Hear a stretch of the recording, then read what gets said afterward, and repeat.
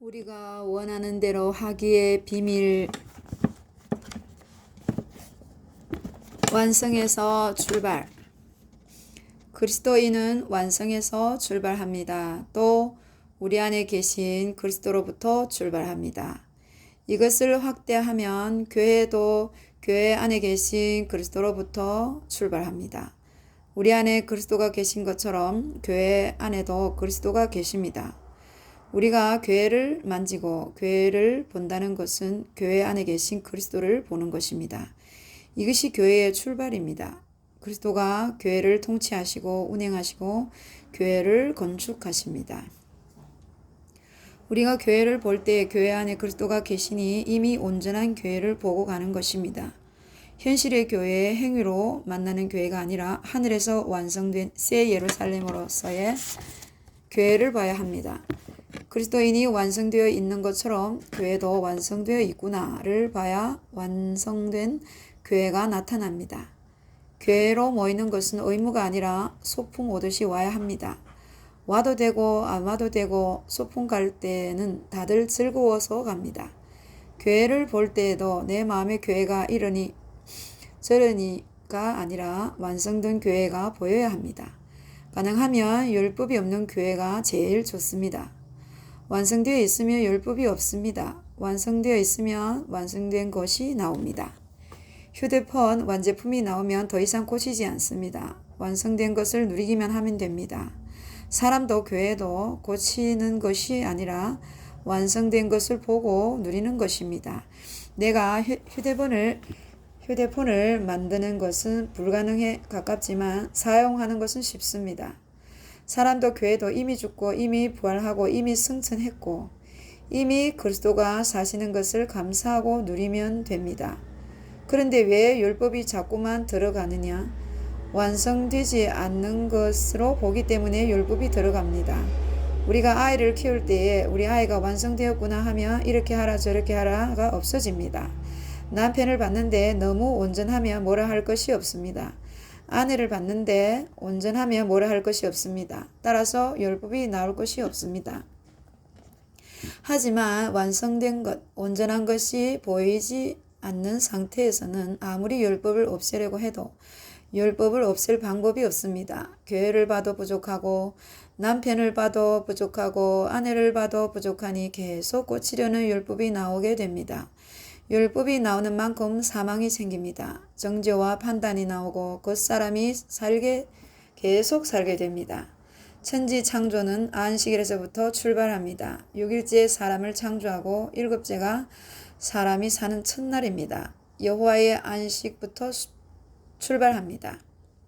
그 말은 하나님이 나를 볼 때 안식하신다는 것입니다. 이것이 새로운 피조물입니다. 내가 나를 볼 때에 하나님이 나를 보고 심히 좋다 하시고 안식하시는구나. 이것이 진정한 사랑입니다. 나를 보고 누군가가 조금 더 고치려 하지 않고 안식한다면 최고의 사랑을 받고 있는 것입니다. 조금의 두려움도 없게 됩니다. 나를 인해 만족하고 안식하는 분 앞에서는 너무나 자유롭습니다. 벌거벗어도 부끄럽지 않습니다. 거기서부터 우리 인생이 출발되어야 합니다. 하나님이 나를 보고 심히 좋아 안식하셨는데 그 하나님의 안식을 깨는 것이 안식일을 어기는 것입니다. 하나님이 주무시는데 괜히 깨우면 안 됩니다. 왜냐하면 하나님은 일을 다 끝내셨습니다. 사람을 지어놓고 온전하다고 하셨습니다. 너희는 하나님이 만드신 새로운 창조물이다라고 에베소에서 나옵니다. 거기에다 만드신 바라가 포이에마 작품이라는 뜻입니다. 제가 자주 드는 예화가 있습니다. 모나리자는 눈썹이 없습니다. 박물관에 갔더니 그림의 여인이 눈썹이 없습니다. 그래서 눈썹을 그려주려고 하니 실력이 없어 열심히 눈썹 그리는 연습을 합니다. 그리고 가서 눈썹을 그려 넣어 주었습니다. 바로 그 순간 이 사람은 쇠고랑을 차게 됩니다. 완성된 작품을 훼손한 죄로 수천억을 물러줘야 할지도 모릅니다. 마찬가지입니다. 하나님이 완성한 것에 손을 대면 안 됩니다. 하나님이 사람을 만들어 놓고 사람이 하나님 보시기에 심히 좋아 안식하셨습니다. 그런데 사람이 자신을 보니 한심합니다. 이따위로 만들어 놓고 주무신다니 도대체 실력이 있는 것인가 없는 것인가 싶습니다. 자기가 자신을 보니 아직 미완성입니다. 성격도 안 좋고 재능도 없고 외모도 별로고 가문도 내세울 것이 없습니다. 그러니 자꾸 고치려고 합니다. 이것이 내가 보기에 좋지 않다는 것입니다. 이것을 죄라고 합니다. 하나님이 보시기에 좋았다, 선했다. 이것이 선입니다. 관점이 바꿔야 합니다. 내가 보기에는 쫄딱 망했고 내가 보기엔 악하지만 하나님 보시기에 너무 좋아서 하나님은 안식하십니다. 내가 망해도 하나님 보시기에 좋으니 나도 안식하면 됩니다. 그러면 문제가 없어져 버립니다. 그렇지 않습니까? 하나님이 필요해서 무너뜨렸고 새롭게 건축하시려고 무너뜨렸으니 완벽하지 않습니까? 그냥 쉬면 됩니다. 죄는 나의 관점으로 보고 판단하는 것입니다. 그렇게 되면 우리 인생이 사망이 옵니다.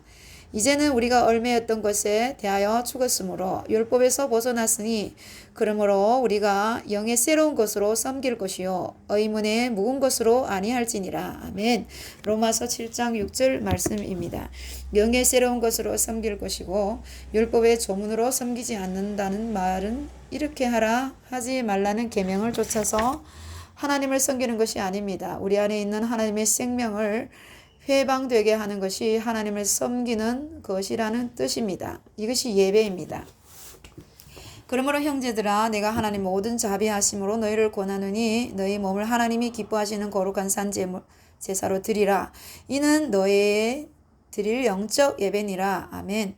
그러므로 형제들아 내가 하나님의 모든 자비하심으로 너희를 권하노니 너희 몸을 하나님이 기뻐하시는 거룩한 산 제사로 드리라. 이는 너희의 드릴 영적 예배니라. 로마서 12장 1절. 아멘. 영적인 예배를 드려야지 육적인 예배를 드리면 안 됩니다. 내 존재를 통해서 하나님이 표현되는 것이 예배입니다. 예배 시간에 예배하는 것은 사실상 참 예배가 아닙니다. 신약 시대에는 내 존재를 통해서 하나님의 마음, 하나님의 은혜가 표현되지 않으면 예배가 아닙니다. 내 존재를 통해서 하나님의 생명과 하나님의 마음이 표현되면 예배를 드리는 것입니다. 이것이 진짜 영적 예배입니다. 우리가 영의 새로운 것으로 하나님을 섬긴다는 말은 성령으로 산다는 것입니다. 성령으로 사는 것이 하나님을 높이는 것이고 하나님을 가치 있게 하는 것이고 하나님을 자랑하는 것입니다. 이것이 진짜 신약 시대의 예배입니다. 제대로 알고 나니 제가 한 번도 예배한 적이 없다는 것을 깨달았습니다. 예배 시간에 열심히 참석하고 주일마다 예배를 드렸는데 예배라는 의식에는 참여했을지 몰라도 내 존재를 통해서 하나님이 표현되지 않았기 때문에 하나님은 예배를 받으신 것이 아니었습니다. 모두 구약적 예배였던 것입니다. 신약의 예배는 개념이 완전히 다릅니다. 형식이 없고 나의 존재 자체가 신약 시대에 들어온 것입니다. 이 책의 제목이 무엇입니까? 우리가 원하는 대로 하기의 비밀 입니다. 우리 안에 속사람이 원하는 것이 무엇입니까? 예수님이 겟세마네 동산에서 내 원대로 마시었고 아버지 원대로 하옵소서라고 기도하셨습니다. 그분이 내 안에 사신다면 내 소원이 무엇이겠습니까? 속사람의 소원이 무엇이겠습니까? 아버지 뜻대로 되는 것이 내 소원입니다. 이것이 진짜 우리 속사람이 원하는 것입니다. 우리 속사람이 원하는 대로 사라질 준비가 다 돼 있습니다. 라는 기도가 나오면 정말 안식을 누리고 있고 하나님을 경험하는 삶을 살게 됩니다. 그러면 고난이 사라집니다. 내 속에서 내 원대로 마옵시고 아버지 원대로 하옵소서라고 하는 주님의 소원이 내 안에서 나타나게 되면 내 원이 없으니까 문제도 사라지고 염려도 사라지고 고난도 사라집니다. 아멘.